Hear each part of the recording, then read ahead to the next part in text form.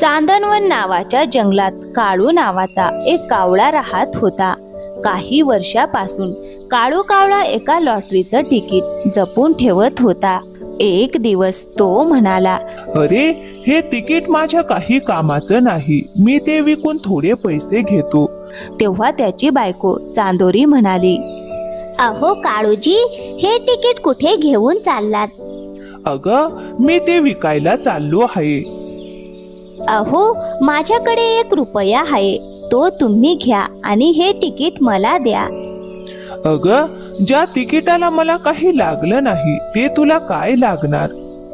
तरीही चांदोळीने हट्टाने ते तिकीट स्वतःकडे घेतलं. मग असेच काही दिवस गेले.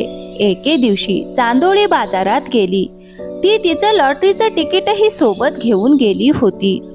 ती दुकानदारांना म्हणाली, अहो काका, जरा माझं हे लॉटरीचं तिकीट तपासून पहा ना, कदाचित मला काही बक्षीस लागलं असेल. काकांनी तिकीट पाहिलं आणि आश्चर्याने म्हणाले, अरे वा, अभिनंदन चांदोळी, तुला तर पूर्ण 1,00,000 रुपयांचं बक्षीस लागलं आहे. हे ऐकताच चांदोळी आनंदाने उड्या मारू लागली. 1,00,000? मला तर विश्वासच बसत नाही. काकांनी तिला 1,00,000 रुपये दिले. चांदोळी ते पैसे घेऊन आनंदाने घरी गेली. ती उत्साहाने काळूला म्हणाली, अहो काळूजी, मी तुम्हाला सांगितलं होतं ना, माझं नशीब तुमच्यापेक्षा चांगलं आहे. मला पूर्ण 1,00,000चं बक्षीस लागलं आहे. हे ऐकून काळूही आनंदाने म्हणाला, अरे वा, आपण श्रीमंत झालो, आपण श्रीमंत झालो. आपण नाही, मी श्रीमंत झाले आहे. आता मी इथे एक मोठं आणि सुंदर घर बांधणार आहे. पण काळूजी, माझ्या मोठ्या घराजवळ त्या चिमणीचं तुटकं घर अजिबात चांगलं दिसणार नाही. मी आताच तिला इथून हाकलून लावते. चांदोळी रागाने चिंटूच्या आईकडे गेली. ती म्हणाली, अगं चिवू चिमणी, ऐक, मी इथे एक खूप मोठं घर बांधणार आहे. मला 1,00,000 रुपयांचं बक्षीस मिळालं आहे. अरे वा, खूप छान गोष्ट आहे चांदोळी बहीण. अगं, छान वगैरे काही नाही. आता तुला इथून जावं लागेल, कारण माझ्या मोठ्या घराजवळ तुझं हे छोटंसं घर अजिबात शोभणार नाही. अगं चांदोळी बहीण, असं कसं मी घर सोडून जाईन? मी इथे खूप वर्षापासून राहत आहे. मी इथून जाणार नाही. अगं चिवू, जर तू इथून गेली नाहीस तर मी तुझं घरटच फोडून टाकीन. अगं चांदोळी बहीण, भांडू नकोस. आधी तू तुझं नवीन घर बांधून घे, मग मी इथून निघून जाईन. पण चांदोळी काही ऐकायला तयार नव्हती. ती रागाने उडत उडत कबुतराकडे गेली आणि ओरडतच म्हणाली, नीट कान उघडून ऐक, आजपासून तू माझ्या घरासमोरून जाणार नाहीस. अगं चांदोरी, आता काय झालं आहे? मी तुझं काय बिघडवलं आहे? मला 1,00,000 रुपयांचं बक्षीस लागलं आहे. मी मोठं घर बांधते. अरे वा, मग छानच आहे. पण मला का सांगतेस? कारण आजपासून तू तुझ्या त्या कुरूप डोळ्यांसह माझ्या घरासमोरून जाणार नाहीस. जर गेलास तर तुला चांगलाच धडा शिकवेन. तर दुसरीकडे गोलू आपल्या वडिलांना म्हणाला, बाबा, मला पैसे द्या ना, मला शेजारच्या जंगलात जत्रेला जायचं आहे. अरे गोलू, एकदा सांगितलं ना, माझ्याकडे पैसे नाहीत. तुझी आई आली की तिच्याकडून घे. असं म्हणत काळू घराबाहेर गेला. गोलू मनातच म्हणाला, मी जत्रेला नक्की जाणार. तो हळूच आपल्या आईचा संदूक उघडतो. त्यात त्याला 1,00,000 रुपये दिसतात. गोलू आनंदाने म्हणतो, अरे वा, आता तर मज्जाच मज्जा येणार. तो सगळे पैसे घेऊन घराबाहेर पळतो. तो थेट नदीकाठी आपल्या मित्रांकडे जातो. चिंटू, चल ना, आपण जत्रेला जाऊया. अरे गोलू, पण आपल्याकडे पैसे नाहीत ना. अरे हे बघ चिंटू, माझ्याकडे खूप पैसे आहेत. अरे, इतके पैसे कुठून आणलेस? अगं चिंकी, माझ्या आईने मला जत्रेसाठी दिले आहेत. मग तिघेही जत्रेला जातात. ते मोठ्या झुल्यावर बसतात, नावेत बसून फिरतात, पाणीपुरी खातात. अरे वा गोलू, तुझे आई बाबा किती छान आहेत. त्यांनी तुला इतके पैसे दिले जत्रा पाहायला. तेवढ्यात चांदोळी घरी आली आणि संदूक उघडून पाहते तर पैसे गायब.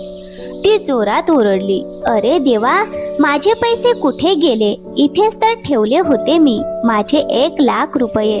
ती रडत रडत धावत काळूकडे गेली. अहो काळूजी, माझे पैसे कुठे आहेत? सांगा लवकर.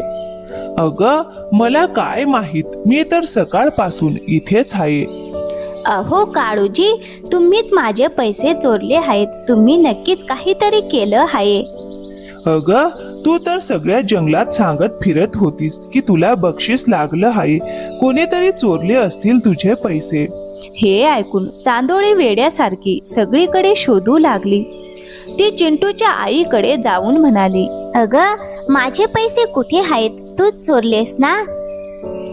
अगं चांदोळी बहीण, मी आत्ताच अन्न घेऊन आले आहे. मी तुझ्या घराजवळही गेले नाही.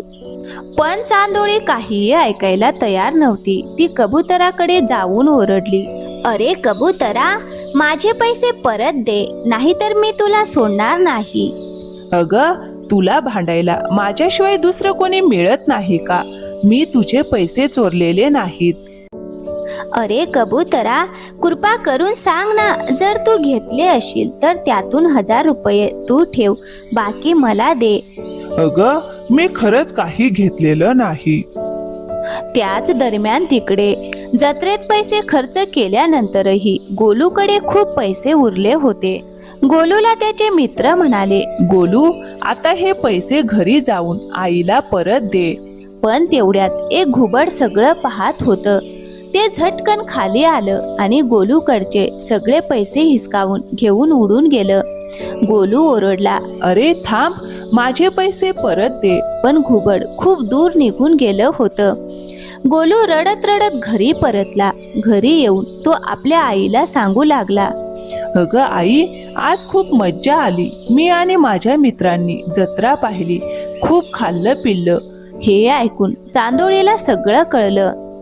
ती रागाने म्हणाली, गोलू, खरं खरं सांग, हे पैसे तूच घेतले होतेस ना? नाही आई, मला काहीच माहित नाही.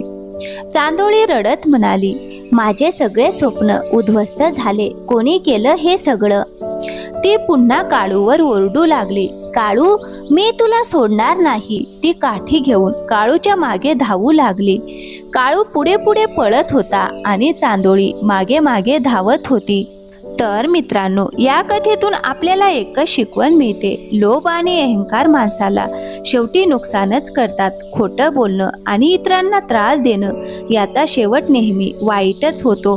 दया, मदत आणि प्रामाणिकपणा हेच खरे गुण आहेत. तर मित्रांनो, कशी वाटली आजची कथा?